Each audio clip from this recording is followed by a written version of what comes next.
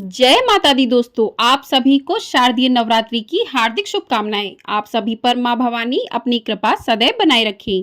आज की वीडियो में हम जानेंगे कि नवरात्रि के 9 दिनों में कलश स्थापना किस प्रकार से करनी चाहिए और आपको मां का पूजन किस प्रकार से करना चाहिए। संपूर्ण पूजा विधि के बारे में जानेंगे, तो आप सभी लोग वीडियो में बने रहिएगा और वीडियो को पूरा जरूर देखिएगा।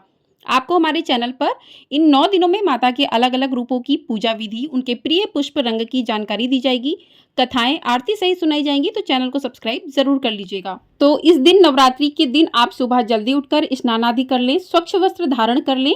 उसके बाद यदि आपने मंदिर की साफ सफाई पहले से कर ली है तो ठीक है, नहीं तो आप उस दिन भी सुबह जल्दी उठकर मंदिर की साफ सफाई कर सकते हैं। कुछ लोग मंदिर के अंदर ही माता रानी को विराजमान रखते हैं, लेकिन कुछ लोग अलग से चौकी लगाते हैं। तो यदि आप अलग से चौकी लगाना चाहते हैं तो आप अलग से चौकी लें।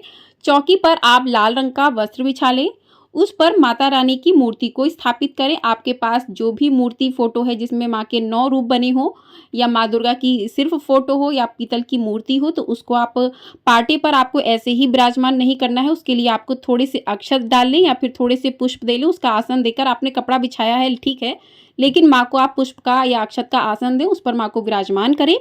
उसके बाद माँ के दाईं ओर जो है आपको कलश की स्थापना करनी है। कलश की स्थापना के लिए आपको चावलों से अष्टदल कमल बनाना है। उसके ऊपर तांबे, पीतल या फिर मिट्टी का आप कलश ले सकते हैं। कलश के अंदर जल और गंगा जल मिलाकर भरें।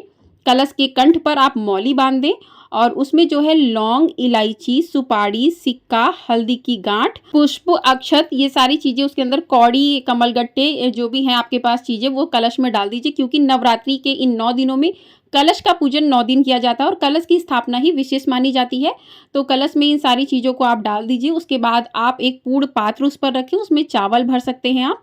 तो चावल भर के उसके ऊपर आपको नारियल रखना है। तो नारियल आप जो जटा वाला नारियल आता है, पानी वाला, वो नारियल लें। उसके ऊपर लाल कलर की चूनर लपेट दें और उसको कलावे से लपेट दें, बांध दें। अगर नारियल को आप लिटाकर रखते हैं तो उसका मुख जो है आपकी तरफ होना चाहिए, पूजा करने वाले की तरफ होना चाहिए। और नारियल को आप खड़ा रखते हैं तो नारियल का मुख ऊपर की तरफ होना चाहिए।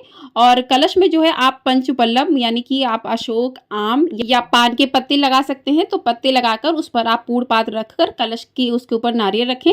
तो इस प्रकार से आपकी कलश की स्थापना हो गई। फिर भगवान गणपति की स्थापना करें। तो गणपति अगर आपके पास कोई है मिट्टी के या पीतल के तो उनको रख लें, थोड़े से आप अक्षत डालकर उनको रखें। और अगर नहीं है तो आप सुपारी में मौली बांधकर उनको भी जो है भगवान गणेश का स्वरूप मानकर उनको रख सकते हैं, स्थापना कर सकते हैं उनकी। तो इस प्रकार से आपकी जो है स्थापना हो गई। स्थापना के बाद आप अगर अखंड दीपक जलाते हैं तो अखंड दीपक माता के बाईं ओर जलाया जाता है। तो अखंड दीपक के लिए भी आपको चावल से अष्टदल कमल बनाकर उसके ऊपर आपको दीपक रखना है। दीपक में आपको घी भरना है और लाल रंग की लंबी बाती, कलावे से बनी हुई बाती डाल दीजिए। जो अखंड दीपक आपका है वो भी हिलना नहीं चाहिए जगह से अपनी। अगर आप पूजा करते हैं तो उसके लिए आपको अलग से दीपक जलाना होगा। और आप कलश आपको इस तरीके से रखना है कि कलश आपका पूरे 9 दिन जो है बिल्कुल भी हिले ना। इस प्रकार का आपको विशेष रूप से ध्यान रखना है। उसके बाद ज्वारे आपको बोना है। तो ज्वारे के लिए आपको एक मिट्टी का पात्र लेना है, उसमें आपको मिट्टी भरनी है। मिट्टी डाल के उसमें आपको ज्वारे, कुछ लोग गेहूं, कुछ लोग सब अनाज भी भरते हैं, तो उसमें आपको ज्वारे मिक्स कर देने। लेकिन कुछ लोगों के यहाँ क्या होता है, जो ज्वारे होते हैं उसी में कलश दबा देते हैं मिट्टी में। और कुछ लोगों के यहाँ कलश को अलग रखते हैं, ज्वारे अलग बोते हैं। तो आपके यहाँ जिस प्रकार से होता है आप उस प्रकार से कर सकते हैं।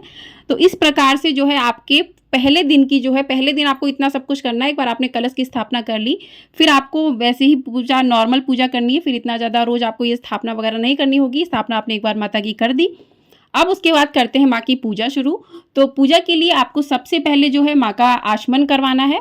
उसके बाद आपको माँ, अगर आपके पास पीतल की मूर्ति है तो आप पंचामृत से स्नान करवा सकते हैं। अगर आपके पास नहीं है, फोटो है, तो आप भाव स्वरूप जो है जल की छींटे देकर माँ को स्नान करवा सकते हैं। आपको जल के पास भी जो आपने कलश रखा है आपको उसका नियमित पूजन करना है, जिस प्रकार से आप माँ का पूजन करेंगे। तो सर्वप्रथम गणेश जी का आपको पूजन करना है। गणेश जी के ऊपर आपको जल छिड़कना है, उसके बाद कलश पे छिड़कना है, फिर माँ के ऊपर छिड़कना है, स्नान करवाना है, भाव स्वरूप स्नान करवाना है। उसके बाद आपको माँ आह्वान करना है, गणेश जी से प्रार्थना करनी है कि आज आपने नवरात्रि के व्रत रखे हैं, उसमें वो बिना किसी अड़चन के आपके व्रत पूर्ण हो। माता रानी का आह्वान कीजिए, सभी देवी देवता का आह्वान कीजिए।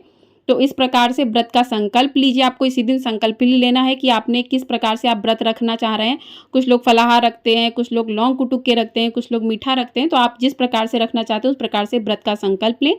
और उसके बाद आपने इस प्रकार से भाव स्वरूप स्नान करवा लिया। उसके बाद आप जो है तिलक लगाइए तो भगवान गणेश को आप रोली का तिलक लगाइए, अक्षत लगाइए, माँ को आप सिंदूर अर्पित कीजिए, केसर का तिलक लगा सकते हैं और जो भी आपने कलश का स्थापना की है उसको भी आपको तिलक लगाना है। तो इस प्रकार से तिलक लगाइए, अक्षत लगाइए। उसके बाद आप पुष्प चढ़ाइए, पुष्प की माला है आपके पास तो माँ को लाल रंग के पुष्प अति प्रिय होते हैं, तो लाल रंग के पुष्प जो है माँ को अर्पित कीजिए।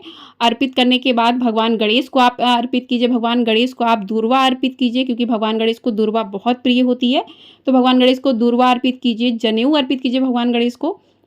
तो इस प्रकार से भगवान गणेश को आप अर्पित कीजिए क्योंकि सर्वप्रथम पूजन भगवान गणेश का किया जाता है। तो भगवान गणेश को आप मोदक जो है अर्पित कर सकते हैं। उसके बाद माँ को तिलक कीजिए, आप तिलक करने के बाद माँ को चूनर अर्पित कीजिए। अगर आपने कपड़े बनाए हैं माँ को तो कपड़े पहनाइए, साड़ी वगैरह आपने ली है तो वो भी माँ को इस दिन आप पहना सकते हैं। और माँ को जो है पुष्प अर्पित कीजिए, माँ को जो भी आपने माँ के लिए फल मतलब प्रसाद के लिए लिया है तो मौसमी फल आप प्रसाद में चढ़ा सकते हैं। अलग अलग दिनों में माँ को अलग अलग भोग लगाए जाते हैं, वो वीडियो आपको हमारे चैनल पर मिल जाएगी, तो आप लोग उसको ज़रूर देखिएगा। और आपने जो भी भोग प्रसाद लिया है माँ के लिए वो माँ को अर्पित कीजिए। कलश के पास भी आपको पुष्प अर्पित करना है, तो इस प्रकार से कलश का भी पूजन करना है। ध्यान रखिएगा आपको कलश बिल्कुल भी हिले ना इन 9 दिनों में, इस बात का विशेष रूप से ध्यान रखना है। तो इस दिन आप जो है माँ को 16 श्रृंगार की सामग्री भी अर्पित कर सकते हैं पहले ही दिन। अगर आप इस दिन नहीं करते तो नवरात्रि में किसी भी दिन माँ को आप 16 श्रृंगार की सामग्री अर्पित कर सकते हैं। माँ को सिंदूर अर्पित कीजिए। तो इस प्रकार से माँ का पूजन करने के बाद आपको माँ को एक पान के पत्ते पर लौंग, इलायची, सुपारी और बतासा जो है बीरा इस तरीके से माँ को जरूर अर्पित करना चाहिए। तो ये आप पूजा के जो है पूजा कर लें, उसके बाद भोग लगा दें भगवान का, माता का, उसके बाद माँ को ये अर्पित करें। तो इस प्रकार से माँ का आपको पूजन करना है पूरे श्रद्धा भाव से। और उसके बाद आपको छोटा सा हवन करना है प्रतिदिन। तो आप जो भी गाय के गोबर के उपले कंडे होते हैं उसको थोड़ा सा गैस पर रख के या तो जला लीजिए या फिर उस पर थोड़ा सा आप कपूर रखेंगे तो वो जल जाएगा। और आपने जो भी थोड़ी सी हवन सामग्री ले लीजिए और माँ के नाम की जय माता दी करके आप आहुति डाल दीजिए। तो माँ के मंत्रों का जाप करते हुए आप 5, 7, 9 जो है आहुति डालिए और उसमें आपको प्रतिदिन 1 लौंग का जोड़ा घी में थोड़ा सा डुबोकर वो अर्पित जरूर करना चाहिए। इलायची अर्पित करनी चाहिए। जो भी आप भोग माँ को अर्पित करें उसको भी आप उस ग्यारी में चढ़ाइए। तो हवन सामग्री आपको प्रतिदिन इस तरीके से चढ़ानी है और अष्टमी के दिन आपको जो है बड़ा हवन करना है। तो इस प्रकार से आपका प्रतिदिन का जो पूजन इस प्रकार से आपने सुबह की पूजा कर ली। उसके बाद आप जो है दुर्गा सप्तशती का पाठ करना चाहें तो वो कर सकते हैं, माँ के मंत्रों का जाप करना चाहें वो कर सकते हैं, दुर्गा चालीसा का पाठ कर सकते हैं, दुर्गा कवच का पाठ कर सकते हैं। तो इस प्रकार से आपकी जो है सुबह की पूजा हो जाएगी। प्रतिपदा तिथि की आपकी कलश की स्थापना के साथ इस प्रकार से पूजा करनी है। उसके बाद आपको शाम के समय जो है आपको इस स्नान वगैरह माता रानी को नहीं करवाना है, आपको सिर्फ दीपक जलाना है और आपको भोग प्रसाद लगाना है। और यदि आप सुबह के समय मंत्रों का जाप नहीं कर सकते, पाठ नहीं कर सकते, तो आप शाम के समय जो है पाठ कर सकते हैं। शाम को आपको माता रानी को बस भोग लगाना है और दीपक जला के आरती करनी है। शाम को आपको हवन नहीं करना है, ग्यारी नहीं डालनी है। और इस प्रकार से आपकी सुबह और शाम की प्रतिदिन की फिर आपकी जो है प्रतिदिन की पूजा इसी प्रकार से होगी। और अष्टमी वाले दिन जो है बड़ा हवन होता है, ब्राह्मण को बुलाकर हवन करवाया जाता है। तो ब्राह्मण को बुलाकर अष्टमी वाले दिन हवन होगा और नौमी उसके बाद नौमी को जो है हवन नौमी को कन्या, कुछ लोग 9 पूरे रखकर 10वीं को कन्या खिलाते हैं, लेकिन कुछ लोग नौमी को कन्या खिला के व्रत का पारण कर लेते हैं। तो इस प्रकार से इस बार लेकिन 9 पूरे व्रत पड़ रहे हैं तो आपको 9 पूरे व्रत रखने चाहिए क्योंकि 9 दिन ही होते 9 माता के व्रत किए जाते हैं, तो आपको इस प्रकार से रखने चाहिए। और यदि आप कलश की स्थापना नहीं करते तो आपको पूजा किस प्रकार से करनी है। तो आप जो है सुबह उठकर आप थोड़ा सा हो सके कोशिश करें तो बिना कुछ खाए आपको माँ का पूजन करना है। आपके मंदिर में माँ रखी हैं तो उनको एक चूनर लाकर आप उड़ा दीजिए और माँ को जो है आरती कर दीजिए, भोग प्रसाद अच्छे से उनको अर्पित कर दीजिए, पुष्प अर्पित कर दीजिए इस प्रकार से। और अगर आप ऐसे चौकी पर माँ की जो स्थापना करना चाहते हैं बिना कलश के तो आप माँ की चौकी लगा सकते हैं और चौकी पर आप सुबह शाम जो है माँ को अच्छे से उनकी जो है आरती कीजिए, दीपक जलाइए, भोग प्रसाद लगाइए, उनको स्नान करवाइए। तो इस प्रकार से आप प्रतिदिन का पूजन कर सकते हैं बिना कलश स्थापना के, क्योंकि कलश रखकर आपको पूरे नियमों का पालन करना चाहिए। तो नियमों का पालन करना पड़ता है, कुछ नियम होते हैं कलश रखकर, लेकिन आप कलश नहीं रखते हैं तो आप इस प्रकार से भी माँ का पूजन कर सकते हैं। ऐसा नहीं है कि जो लोग कलश रखते हैं माँ उन पर ज़्यादा प्रसन्न होती है, जो लोग नहीं करते। आपका भाव सच्चा होना चाहिए। माँ अपने भक्तों पर प्रसन्न होती है उनका भाव देखकर, आपने उनको किस तरीके से क्या किया है वो देखकर माँ कभी प्रसन्न नहीं होती। आपका भाव सच्चा है तो आप कैसे भी करके माँ का पूजन कर सकते हैं। आप मानसिक रूप से पूजा कर सकते हैं तब भी माँ पर उतना ही प्रसन्न होगी जितना जो कलश रखकर पूजा करते हैं उन पर होती हैं। तो इस प्रकार से आप माँ का पूजन कीजिए, माँ से प्रार्थना कीजिए, अपनी मनोकामना माँ से कहिए और माँ आप सभी की मनोकामनाओं को पूर्ण करें। तो इस प्रकार से आपको पूजा करनी है नवरात्रि के दिनों में।